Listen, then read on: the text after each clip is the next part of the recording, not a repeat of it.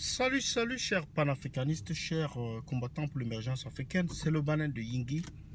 Alors aujourd'hui, j'aimerais parler, n'est-ce pas, de la commission Moussongué et des recommandations qui émanent, n'est-ce pas, des journées de consultation qui ont eu lieu au nord-ouest et qui se sont achevées, je pense, le week-end passé.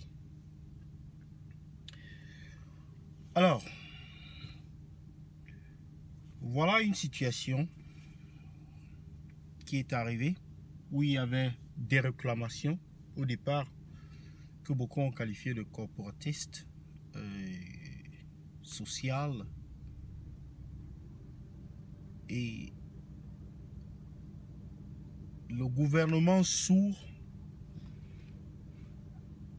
y est allé aveuglement avec la force. La situation s'est radicalisée. Il y a donc eu la résistance qui a engendré la guerre telle que déclarée par le chef de l'État, et ensuite les morts par dizaines. On a donc fait là un détour inutile pour une situation qui avait une solution très logique et très palpable, une solution connue. Il s'agit là du fédéralisme qui a été proposé dans les différents échanges qui ont eu lieu à Bamenda. Il y a donc le fédéralisme, il y a également la double nationalité. Vous savez, ça fait des années que Paul Biya a promis, des dizaines d'années que Paul Biya a promis la double nationalité aux Camerounais. Il y a l'abandon du terrorisme. Je ne suis pas très sûr par rapport à cela, des lois sur le terrorisme. Je pense qu'il s'agit plutôt là de, n'est-ce pas, de revoir la qualification des actes qui se passent au nord-ouest pour ne plus les qualifier comme des actes terroristes plutôt que de dire l'abandon du terrorisme, parce que des lois sur le terrorisme, parce qu'il y a encore Boko Haram qui est au nord du Cameroun. Et bon, il y a cela. Il y a le retour de la dépouille du président Amadou Ahidjo.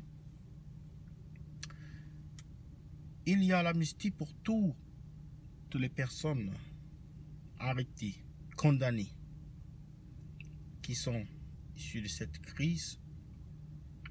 Il y a l'amnistie pour ceux des Ambazoniens qui vivent à l'étranger.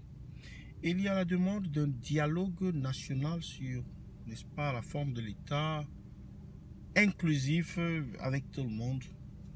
Je pense que là, quand même, à moins qu'on ne nous ait pas montré cette partie-là, il y a une demande que je n'ai pas entendue, c'est le départ de Paul Biya. Je crois qu'il y aurait quand même eu quelques personnes dans cette salle qui auraient demandé le départ de Paul Biya. Parce qu'il y a beaucoup d'anglophones, il y a beaucoup de personnes du nord et sud-ouest qui pensent qu'une solution à ce problème passera par son départ. Qu'il est impossible de négocier avec Paul Biya parce qu'ils considèrent Paul Biya comme celui qui est le géniteur du problème en fait. C'est un avis discutable, on peut discuter, mais bon, les évidences sont là, les preuves ne mentent pas. Donc c'est de dire, qu'est-ce que vous pensez donc de ce détour que le gouvernement camerounais a fait, c'est-à-dire une situation où il y avait une ligne droite. Ils se sont quand même efforcés à sortir de la route, de perdre le cap, contourner à gauche, à droite, avec tous les dégâts que ça comporte et toutes les dépenses. Maintenant, on a des problèmes économiques parce que cette zone-là est affectée. Le Cameroun est affecté par conséquent. En conséquence, l'armée, quand est-ce qu'on va supporter cet effort de guerre? Jusqu'à quand?